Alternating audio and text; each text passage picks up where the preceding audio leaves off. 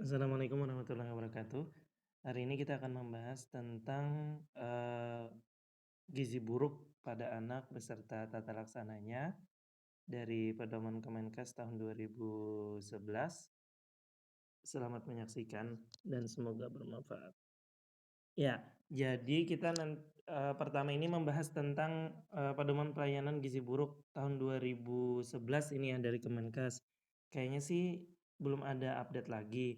Nanti kita juga lihat yang slide-nya tentang rangkuman tata laksana sama, kalau sempat nanti tentang PPK dan MTBS tentang gizi buruk. Oke, cepet aja ini. Ya, pertama tentang definisi dulu. Nah ini, apa itu BGM? BGM itu bawah garis merah adalah berat badan balita, hasil penimbangan dititikkan dalam KMS dan berada di bawah garis merah. Ya, kalau misalnya di KMS kan ada garis merah ya, kemudian kuning hijau gitu nggak sih?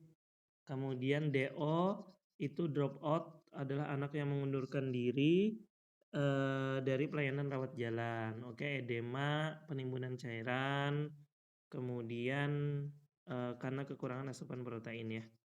Kemudian F100 yaitu formula makanan cair yang terbuat dari susu, gula, minyak, dan mineral mix yang mengandung energi 100 kilokalori setiap berapa tuh? 100 mililiternya ya. Jadi 100 kilokalori setiap 100 mililiternya ini diberikan kepada balita yang sangat kurus dan diberikan secara bertahap. Kemudian gizi buruk. Nah, gizi buruk itu adalah keadaan gizi anak yang ditandai dengan satu atau lebih berikut: sangat kurus, edema minimal pada punggung kaki ya, ini khususnya pada yang kwashiorkor ya. Kemudian BB atau PB, BB per PB, jadi berat badan per panjang badan atau berat badan per tinggi badan kurang dari -3, jadi BB per TB-nya kurang dari -3 standar deviasi. Kemudian lilanya kurang dari 11,5 untuk usia 6 sampai 59 bulan. Jadi usia setengah tahun sampai 5 tahun ya. Lanjut. KEP itu kurang energi protein, ya sudah tahu lah ya. Kurus, kalau kurus dia masih antara -2 sampai -3. Lilanya 11,5 sampai 12,5. Kalau gizi buruk tadi kurang dari 11,5. Lila lingkar lengan atas, ya udah tahu lah ya, makanan untuk pemulihan gizi adalah makanan padat energi yang diperkaya dengan vitamin dan mineral ya. Oh, ini makanan untuk pemulihan gizi ya. Oke. Kemudian MMD, ada musyawarah masyarakat desa, forum pertemuan yang dihadiri oleh perangkat desa, tokoh masyarakat, pemuka adat, kader, tenaga kesehatan puskesmas atau kecamatan mencari alternatif pemecahan. Oke. Kemudian ada MTBS yaitu manajemen terpadu balita sakit ya. Manajemen terpadu balita sakit. Oke. Ini kuratif ya, pneumonia itu tadi. Oke, kemudian PGBM itu penyelenggaraan pemulihan gizi berbasis masyarakat ya. Pemulihan gizi berbasis masyarakat, serangkaian kegiatan pemulihan balita gizi buruk dengan cara rawat jalan yang dilakukan oleh masyarakat dengan bantuan kader ya. Kemudian Poskesdes. Nah, Poskesdes ini adalah UKBM, upaya kesehatan berbasis bersumber daya masyarakat. Ya, ada Poskesdes, Posyandu, itu kan itu UKBM ya. Kemudian PPG Pusat Pemulihan Gizi, kemudian sangat kurus, yaitu tadi sama dengan gizi buruk tadi ya. BB per TB-nya kurang dari -3, nilainya kurang dari 11.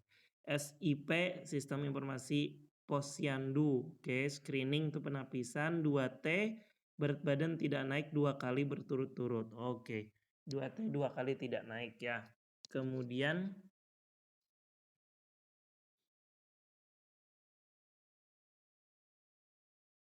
ya, oke. Ya, ini intinya KEP masih banyak ya.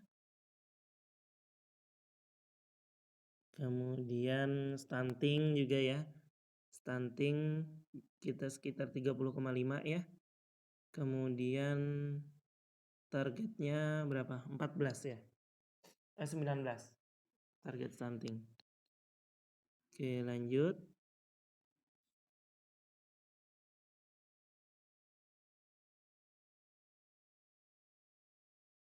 Lanjut. Nah, ini kriteria anak gizi buruk ya. Jadi ya tadi gizi buruk tanpa komplikasi kalau BB per TB kurang dari -3 atau terlihat sangat kurus atau adanya edem dan atau lila kurang dari 11,5 untuk anak 6 sampai 59 bulan. Kemudian dengan komplikasi jadi gizi buruk tanpa komplikasi ditambah dengan anoreksia. Nah, kalau pasiennya anoreksia atau pneumonia berat atau anemia berat, kemudian dehidrasi berat, kemudian demam sangat tinggi dan penurunan kesadaran ya. Jadi ada 6 tanda komplikasi gizi buruk ya. Anoreksia, pneumonia, anemia, dehidrasi, demam sangat tinggi dan penurunan kesadaran. Nah, kalau ada salah satu dari tanda ini maka disebut gizi buruk dengan komplikasi. Ya, lanjut.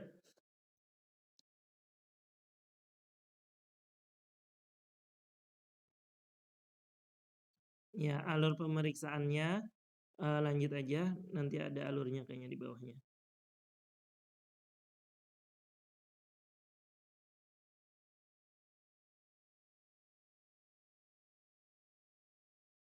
Nah, ini. Jadi, pemeriksaan BB per PB atau BB per TB, kemudian lila di Puskesdas, Pustu, Polindes, atau di Puskesmas. Kemudian anak dengan satu atau lebih tanda berikut, ya tadi yang 4 tadi ya, sangat kurus, edema, BB per TB-nya kurang dari -3, lilanya kurang dari 11. Berarti satu gejala 3 tanda ya. Jadi 4. Kemudian salah satu atau lebih dari tanda komplikasi medis tadi ya ada yang 6. Anoreksia, pneumonia, anemia, dehidrasi, kemudian penurunan kesadaran sama demam ya. Kemudian kalau misalnya ada kayak gitu berarti tata laksananya ya berarti dia gizi buruk dengan komplikasi ya. Kalau gizi buruk dengan komplikasi, maka dia harus rawat inap di RS atau puskesmas atau TFC, yaitu tadi tempat pemulihan gizi ya, atau TPG. Oke, kemudian kalau misalnya ya ke atas lagi,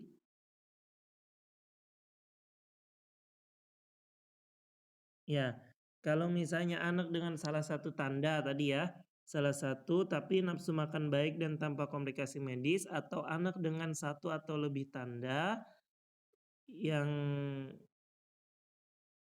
baik dia edema minimal pada kedua punggung kaki atau tanpa edema, ya berarti dia gizi buruk tanpa komplikasi ya. Berarti dia bisa dengan rawat jalan. Kemudian bila BB kurang dari 2 sampai standar -2 sampai -3 atau lila antara 11,5 sampai 12,5 untuk anak 6 sampai 59 bulan, kemudian tidak ada edam, nafsu makan baik tanpa komplikasi, berarti ini masih gizi kurang aja. Kalau gizi kurang berarti diberikan PMT ya, pemberian makanan tambahan, PMT pemulihan, kemudian ini juga bisa rawat jalan. Ya, lanjut. Intinya kalau dia berat baru yang dirawat inap ya. Kemudian penanganan rawat jalan. Nah, ini buat anak-anak yang gizi buruk dengan tanpa komplikasi ya. Ya, jadi harus ada alat antropometri, buku pedoman gizi buruk, formulir pencatatan, PMT pemulihan, ada makanan lokal, makanan pemulihan untuk gizi buruk F100. Ya, lanjut. Ya, lanjut. Nah, ada pertemuan desa ya. Kemudian ya pelatihan. Ya, lanjut.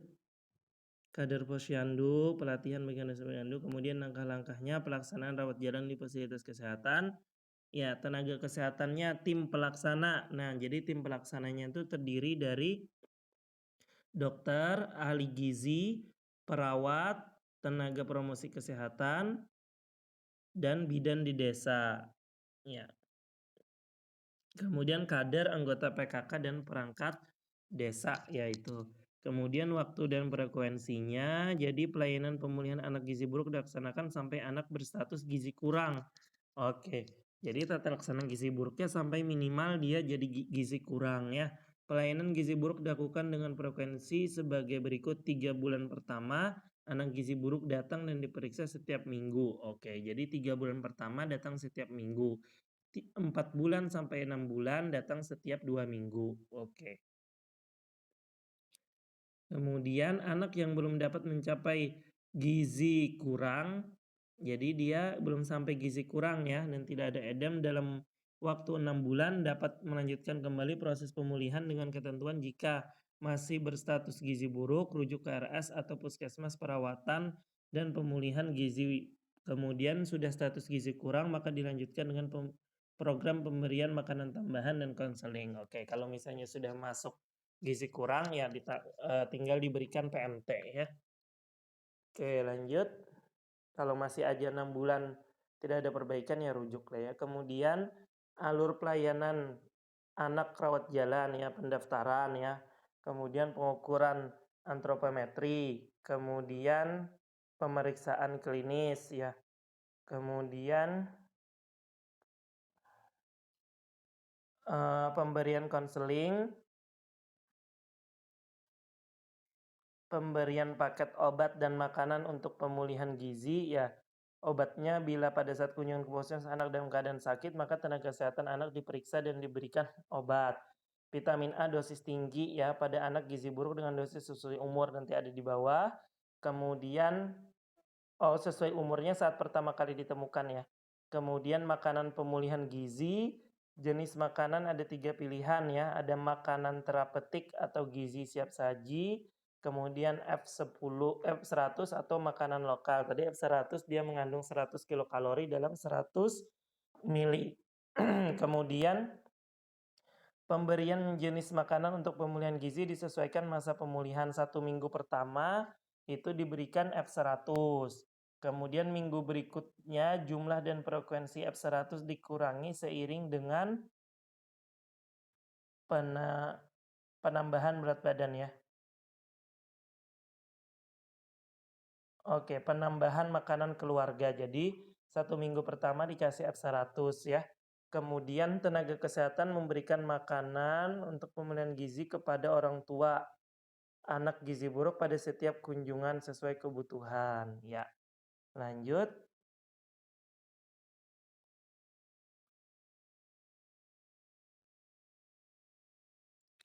Nah, kemudian ada kunjungan rumah ya.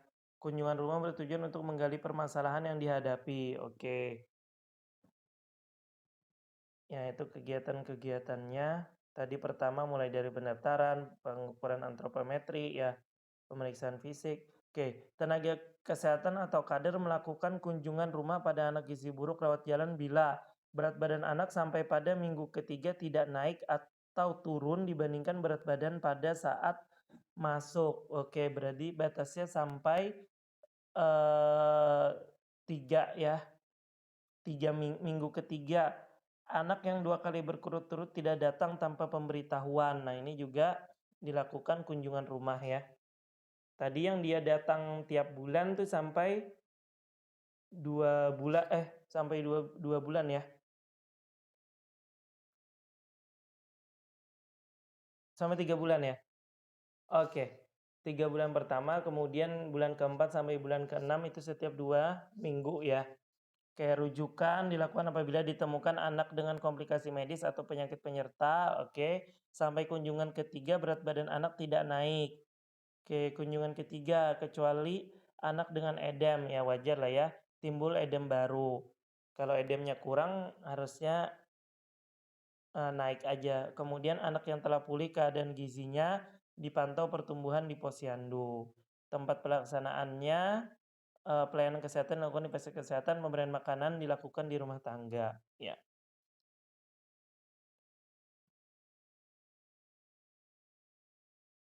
Oke, makanan pemulihan gizi, prinsipnya makanan padat energi diperkaya dengan vitamin dan mineral, kemudian diberikan kepada anak gizi buruk selama masa pemulihan.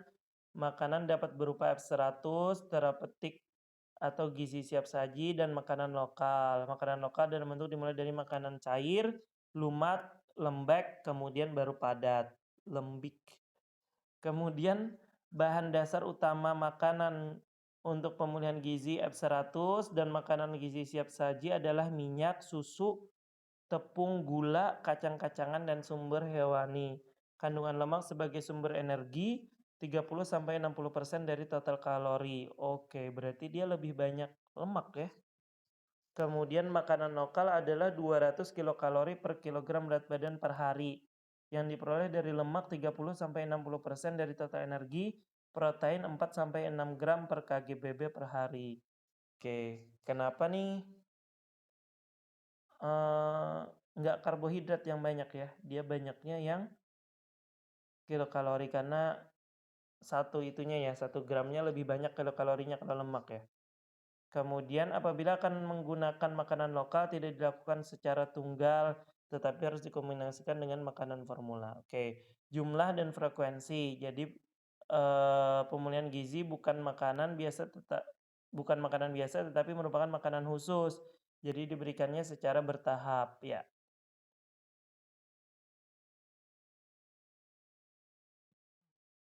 Nah, anak gizi buruk dengan tanda klinis diberikan secara bertahap. Jadi fase rehabilitasi awal itu 150 kilokalori per kgbb per hari yang diberikan 5-7 kali per hari.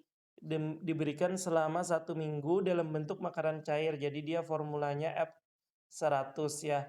Fase rehabilitasi 200-220 kilokalori per kgbb per hari diberikan 5-7 kali pemberian per hari. Atau formula 100. Kemudian anak gizi buruk tanpa tanda klinis, kalau tadi dengan tanda klinis ya, langsung diberikan 200. Oh, kalau misalnya dia dengan tanda klinis 150 dulu. Kalau tanpa tanda klinis berarti 220 ya. 200-220. Langsung mulai minggu pertama. Oke, rehabilitasi lanjutan diberikan selama 5 minggu dengan pemberian makanan secara bertahap dengan mengurangi frekuensi makanan cair dan menambah frekuensi makanan padat. Oke, lanjut.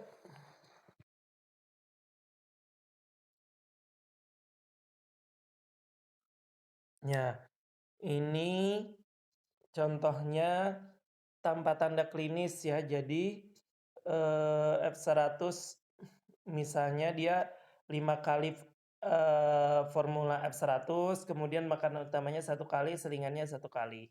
Oke, terus minggu kedua, minggu ketiga jadi makin menurun ya. Jadi F100-nya jadi 4 kali, nanti jadi 3 kali, kemudian makanan utama buah dan makanan selingannya yang ditambah sering.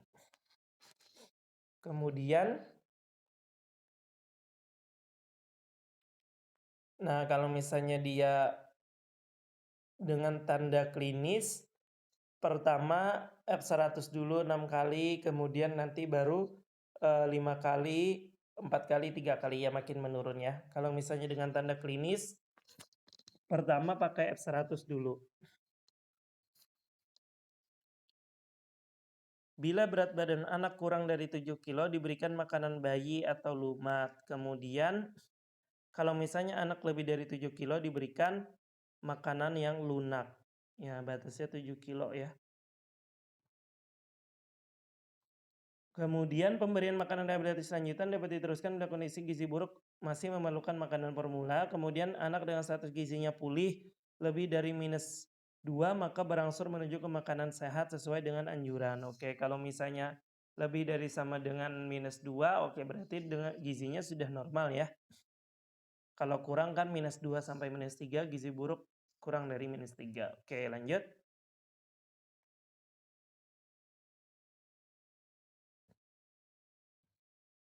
Nah, cara pemberian makanannya Sebelum menyiapkan makanan, cuci tangan dengan sabun, berikan makanan kepada anak dengan memperhatikan jangka waktu makan, usahakan makanan tersebut dihabiskan, kemudian berikan makanan dalam bentuk cair dengan menggunakan gelas. Nah, hindari menggunakan botol atau dot.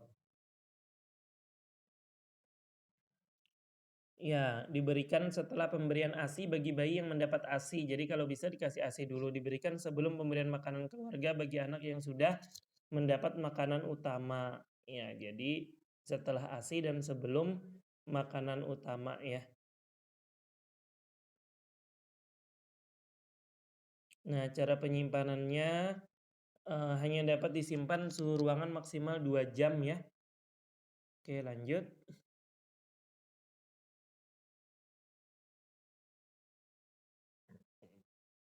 Makanan dalam bentuk kering dapat disimpan maksimal 7 hari. Oke, ada kan biasanya makanan tambahannya ya.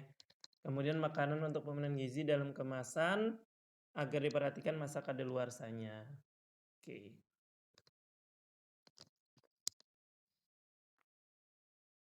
Kemudian, nah ini yang gizi buruk yang dirawat di rumah sakit atau pusat pemulihan gizi ya. Kemudian PPG, Pusat Pemulihan Gizi dalam satu wilayah kecamatan memenuhi kriteria sebagai berikut. Global akut malnutritionnya atau prevalensi gizi buruk akutnya lebih dari sama dengan 15%. Nah, kemudian prevalensi gizi buruk akut antara 10 sampai 14% dengan faktor penyulit seperti adanya bencana baik alam maupun non alam. Nah, ini dapat dibentuk pusat pemulihan gizi. Oke, anak yang kurang dari -2 dibagi jumlah anak yang ada di wilayah kerja kali 100%. Ya, gizi kurang ya. Oke. Yang dapat diselenggarakan puskesmas, rumah sakit, bila ada bangunan di luar puskesmas, lokasinya harus berdekatan dengan puskesmas. Kemudian tenaganya, rasio tenaga yang dibutuhkan untuk merawat 10 sampai 20 anak, 1 dokter, 4 perawat, 1 ahli gizi atau nutrisionis, 1 juru masak. Tenaga kesehatan dibantu oleh ibu atau anggota keluarga yang mendampingi anak yang dirawat. Oke, jadi dokter, perawat, ahli gizi, juru masak dan ibu atau anggota keluarga. Ya, lanjut. Nah, merawat anak seharusnya oke, waktu shiftnya ya bisa kayak gitu, kemudian fasilitasnya oke lanjut aja. Kemudian, nah pedomannya jadi pertama pelayanan medis, kemudian ada pemberian formula. Nah kalau misalnya dia dengan berat dia mulainya dari F75, kalau tadi kan tanpa komplikasi jadi dia bisa rawat jalan. Nah kalau F75 dengan asupan gizi 800 sampai 100 kilokalori per kilogram berat badan per hari dan protein 1 sampai 1,5 gram per kilogram per hari. ASI tetap diberikan. Ya, jadi dia F75 dosisnya 80 sampai 100 kilokalori ya. Kalau tadi kan F100 kalau misalnya dengan gejala dia 150 dulu. Kemudian setelah 1 minggu baru dilanjutkan 200 sampai 250. Kalau ini dia diberikannya 80 sampai 100 dulu. Kemudian pada fase transisi ada perubahan pemberian makanan F75 menjadi F100. Oke. Kemudian diberikan makanan F100 dengan dosisnya 100 sampai 150 kilokalori, proteinnya 2 kali lipat, 2 sampai 3 gram per kgbb per hari. Oke, kemudian ada fase rehabilitasi. Rehabilitasi ini di atas 14 hari ya. Transisi 7 sampai 14 ya nggak sih? Apa mulai 3 hari? Nanti kita lihat. Kemudian fase rehabilitasi diberikan seperti pada fase transisi yaitu F100. Kemudian dengan penambahan makanan. Nah, ini sudah mulai penambahan makanan. Kalau kurang dari 7 kilo diberikannya yang apa? Diberikannya yang lunak ya. Kemudian kalau misalnya kurang dari 7 kilo diberikan makanan bayi, kalau lebih dari 7 kilo diberikan makanan anak. Anak lunak, kalau bayi tadi apa ya? Lembek. Apa? Lumat. Lumat ya. Lumat. Oke, asupan gizinya 150 sampai 220 kilokalori. Ya, rehabilitasi sudah mirip kayak yang tadi ya, yang tanpa gejala, tanpa komplikasi, tanpa gejala. Oke, lanjut. Kemudian proteinnya juga 2 kali lipat lagi ya. Kemudian, nah fase tindak lanjut di rumah, anak pulang dari pusat pemulihan gizi akan tetap dikontrol. Kemudian lengkapi imunisasi yang belum lengkap, berikan imunisasi campak sebelum pulang. Nah, anak tetap melakukan kontrol rawat jalan pada bulan 1 kali seminggu, bulan 2 1 kali per 2 minggu, kemudian sebulan sekali sampai bulan ke-6. Oke, kalau misalnya tadi yang rawat jalan ya, setiap minggu sampai bulan ketiga, kemudian bulan keempat sampai bulan keenamnya 2 kali seminggu. Oke, dipantau oleh tenaga sampai berusia 5 tahun. Ya, kriteria sembuhnya berarti sudah lebih dari -2 ya. Kemudian tidak ada gejala klinis, edema berkurang, dan memenuhi kriteria pulang. Nah, kalau kriteria pulangnya edemanya sudah berkurang atau hilang, anak sadar dan aktif, BBTB-nya lebih dari -3 sudah ya. Kemudian komplikasi sudah teratasi, ibu telah mendapatkan konseling gizi, kenaikan BB sekitar 50 gram per kg/BB per minggu selama 2 minggu berturut-turut, selera makan sudah baik, makanan yang diberikan dapat dihabiskan. Nah, ini berarti sudah pulang ya. Oke. Nah, ini tadi ada fase stabilisasi, ada fase transisi, ada fase rehabilitasi. Oke, kalau stabilisasi itu hari ke-1 dan hari kedua. Yang ditangani 3 ya, hipoglikemi, hipotermi, dan dehidrasi. Itu yang utama. Kemudian fase transisi itu 3 sampai 7 hari. Nah, kalau fase stabilisasi itu masih F75 ya, kemudian transisi sudah pakai F100, kemudian rehabilitasi juga fase 100, kemudian minggu kedua sampai minggu ke-6 ya, itu minggu kedua sampai minggu ke-6 itu rehabilitasi. Minggu ke-6 tuh berarti 1,5 bulan ya. Kemudian 7 sampai 26. Kalau 26 tuh berarti berapa bulan tuh? 26 berarti 6 bulan ya. Itu tindak lanjut ya sampai 6 bulan tadi ya. Bulan pertama nanti kontrol dia tiap minggu, bulan kedua 2 minggu sekali, nanti seterusnya tiap bulan. Oke, kemudian baru pada fase transisi masuk perbaikan gangguan elektrolit, kemudian perbaikan elektrolit sampai ini ya, sampai ke transisi dan obati infeksi juga sampai fase transisi sampai 1 minggu ya. Bisa lanjut sampai rehabilitasi. Kemudian, berarti ada 5 ya, jadi dia atas hipoglikemi, hipotermi, dehidrasi yang penting, kemudian elektrolit dan infeksi. Kalau Fe itu diberikan setelah 1 minggu ya, soalnya kan mual. Kemudian makanan stabil stabil, makanan stabil dan transisi, kemudian makanan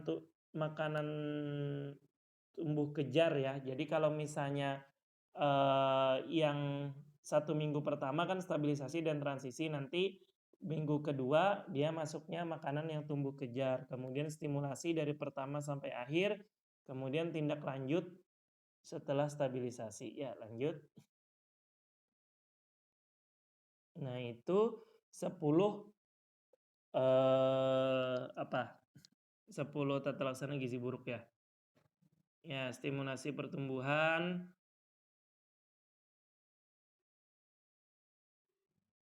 Oke, ini anak diberikan stimulasi tumbuh kembang dengan AP, kemudian kasus rujukan bila ditemukan kegawat daruratan yang tidak dapat diatasi dan perlu penanggulangan dokter spesialis anak, berarti rujuk ke rumah sakit ya. Kemudian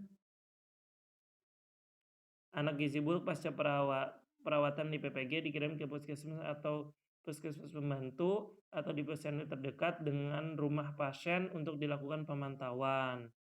Oke. pencatatan dan pelaporan, ya lanjut.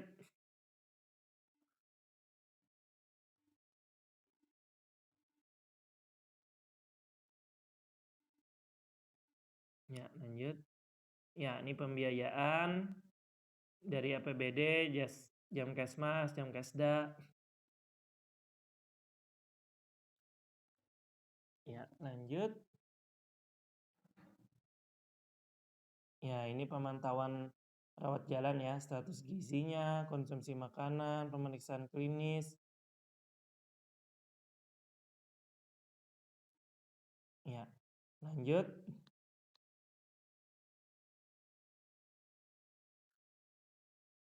Ya, lanjut. Terakhir ada di bawah tentang cara pembuatannya. Cara pembuatan yang resomal ada di lampiran.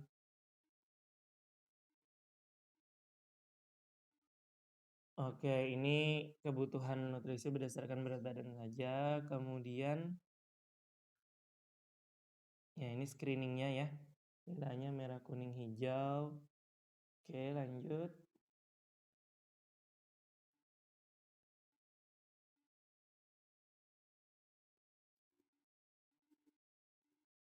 Ya, ini cara pembuatan yang F100 ya. Jadi larutan mineral mix itu komposisinya ya KCl, sitrat, Mg, zinc, CO, bahan tambahan secukupnya. Oke, terus cara membuat larutan mineral mix katanya apa tuh?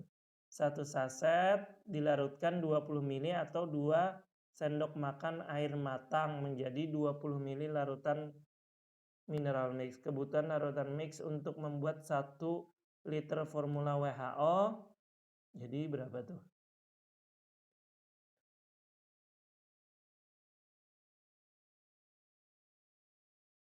Nah, ini ya. Jadi dia kalau bikin resomal, resomal kan untuk diarenya ya. Kalau F100 berarti susu, tuh kalau susu pada F100, gula pasir pada resomal ya, 10, kalau DF100-nya 50, minyak sayur DF100, Oralit 1 saset, nah itu untuk resomal. Kemudian mineral mix yang di atas tadi ya. Kalau ini 8 mili, kalau resomal kemudian F100 20 mili. Kemudian ditambahkan air, kalau resomal 400 cc, kalau misalnya F100 sampai 1000 mili. Oke. Ya. Formula 100 campurkan gula dan minyak sayur, aduk sampai merata dan tambahkan larutan mineral mix, kemudian masukkan susu skim sedikit demi sedikit, aduk sampai kalis dan berbentuk gel, encerkan dengan air hangat sedikit demi sedikit sampai 1000 mili 1 liter ya. Larutan ini bisa langsung diminum.